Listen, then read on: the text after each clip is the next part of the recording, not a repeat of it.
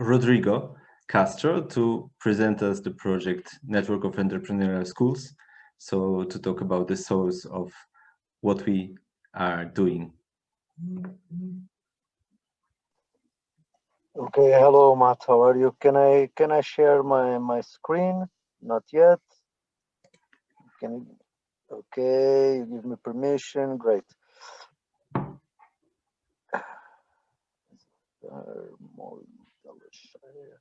Hello to all. Thank you, Matt. Thank you, Cyprian, if you are still there. Thank you for your notes. Very inspiring and very important to us. And the work that we develop with the children also. So welcome to all of you to this conference. This is a conference that it was supposed to be face to face at some months ago, but due to this pandemic thing, we had to do it online.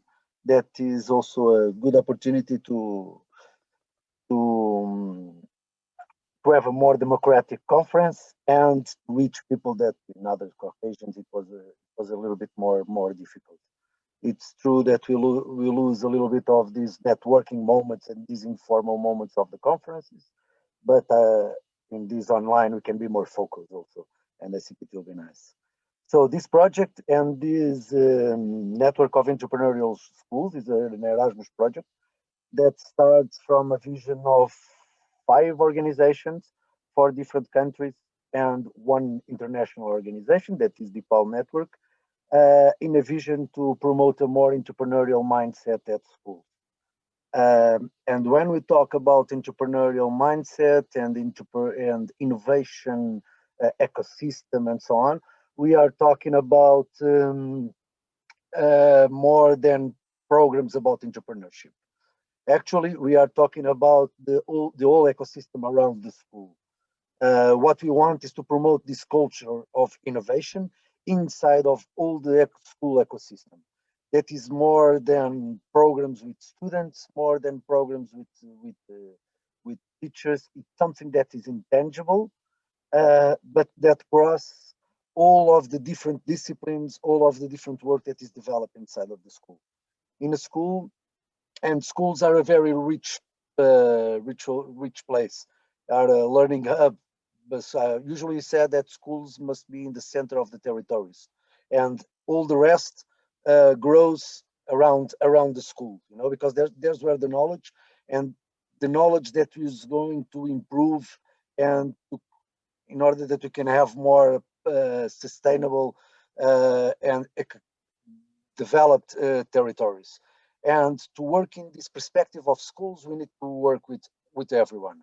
So we need to work in these intangible things, not just with students, not just with teachers, but also with stakeholders, also with non-staff, non-teaching, non-teachers, parents, and so on. And it's true that we have some entrepreneurship education programs. It's true that you can learn some things in the books. Entrepreneurship, it's not, it's easy. It's difficult to learn entrepreneurship in the books. You have to do it.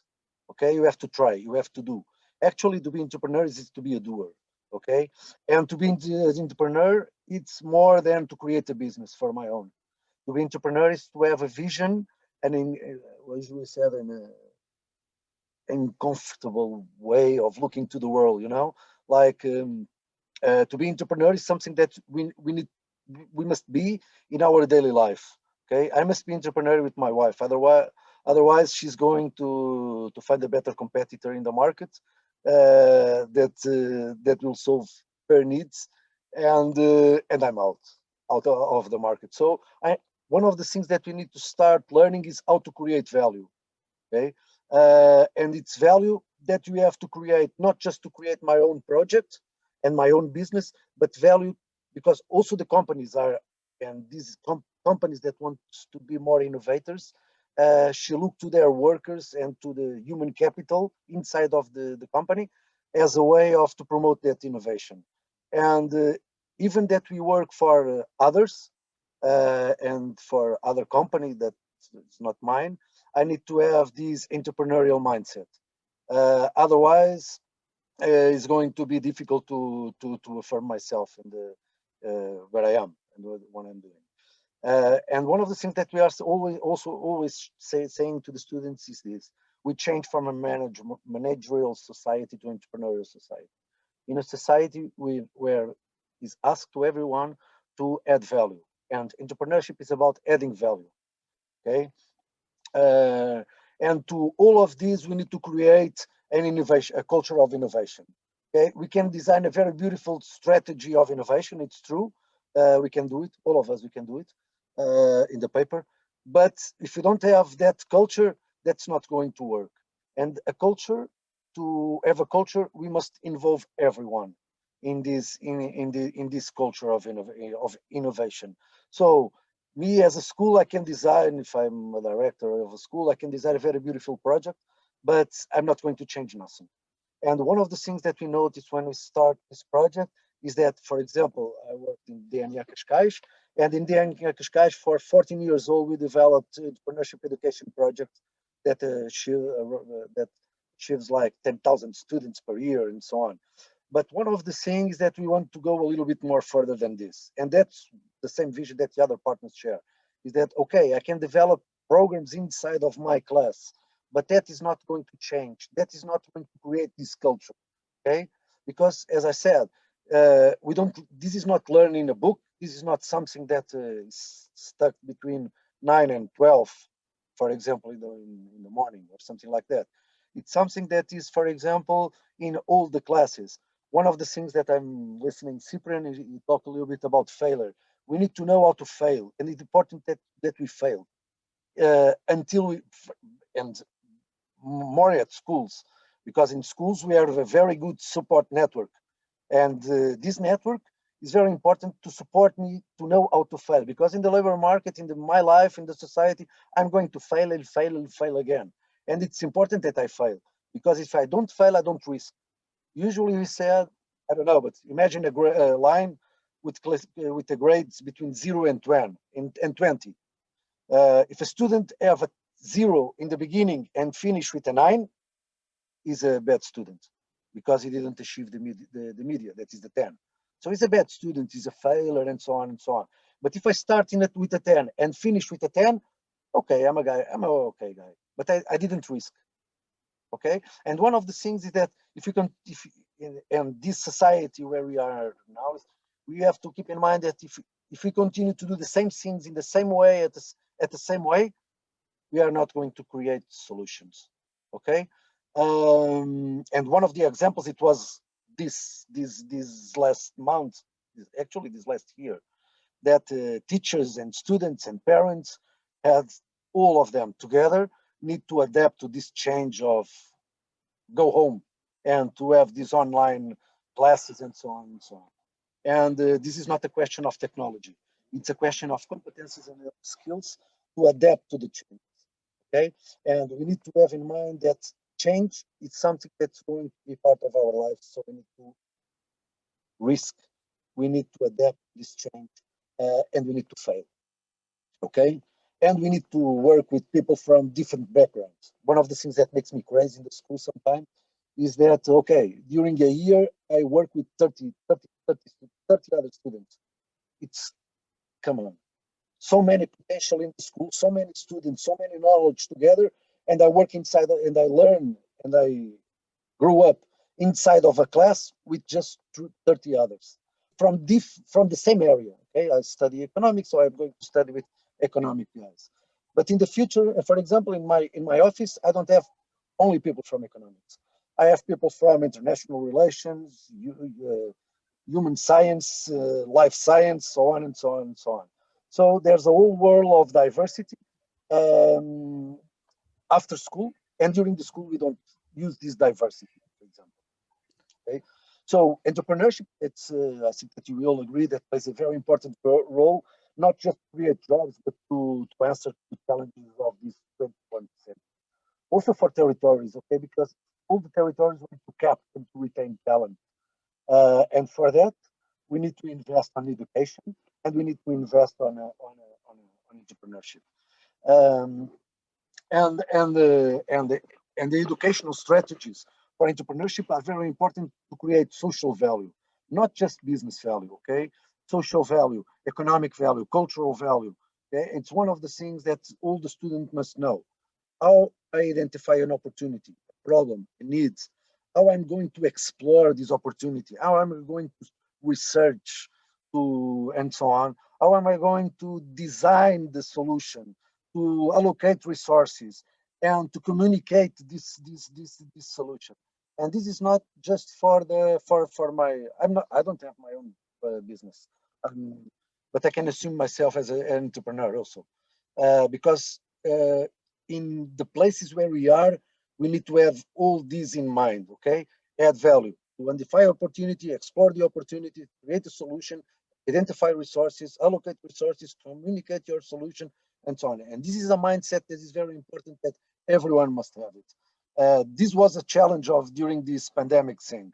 Go home and go to try to find, go continue to teach or to learn in a different way. And instead of complain because it's not easy, it was not easy. We have to look to the other side of the barrier and let's go. And this is the mindset that we want to have it in all the school, not just in the class, not just to know how to. Okay, and we believe that if we do it, we will have a positive impact in the dynamism of the economies and local economies, social economies, economic economies. No. Okay, and for all of this we need to, and we also we understood that there's an educational shift. We are we can't no longer continue with this pedagogy of know how to write, to count, to read. That is very important, but that is not enough anymore. It's the basic, but it's the same. Usually we said when you finish the high school, you are all the same. You all have the degree. When you finish the university, you are all the same. Okay, I have a 16, you have a 17, the others have a 20, but we all have the diploma. So, and the labor market more and more value other things. How you are going to solve the problems, how are you going to work in a team, in an intercultural team, how you are going to communicate your ideas, how you are going to be creative, proactive, and so on and so on. And all these skills that are developed in the schools because they are, but they must be more consciousness. We have to, we as educators have to have a more conscious approach on this. Okay, Rodrigo, and I'm going to finish. Sorry. it's just Manuela is asking a very good question. If we should move more to how, and we already discussed why. So please. Okay, it's the why, but I'm going just to finish the how, because the how is to increase these skills in the curriculum. Okay, so the why, and the first why is to all the teachers that are in this webinar. The first one is before to look to the curriculum, try to think a little bit about what we are teaching and how we are teaching. How do you assess the teaching, our teaching, and how we are going to transforming our students. And this is the first question because I start designing and planning my classes. For example, that's what join us. Some of the resources, some of the whys are in the website. And one of the whys is this, for example, in all of the action, the central actors are the students.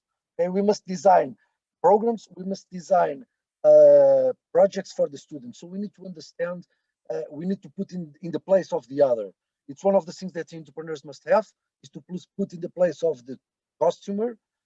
So one of the things that we also must have as educators is to put in the place of the others, to put in the place of the student, and to try to imagine what will be the future of this student, and what are the skills that he needs to develop, and what are the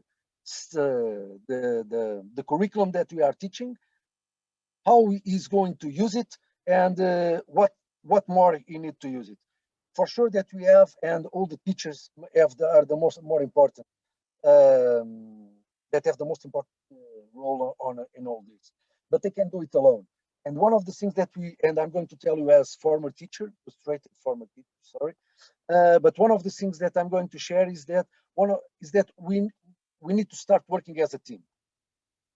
I'm not a sports teacher. I'm a teacher of Manuel, that is a student, that have sports, biology, chemistry, math, and so on. And for all of this, it's important that all the school management, all the leaderships behind the school assume it, okay? Because sometimes, I understand that for some of the teachers are very difficult because okay, in their class, they can control. But when they want to do a little bit more that goes out of the class, there's the leaderships saying that you can do this because the paper said, and so on, or because you have bureaucratic things to solve, and so on. So the first step is to involve all of the management structures of the school, try to explain them why this is important. And also parents, because parents want the best for the children, and the grades are not the only one. I'm going to finish, Matthew. I'm looking at you. Sorry, I'm not a very good guy to invite to these things. Okay, so one of the tools that we developed is this self-assessment scale of reference that you can access in the website.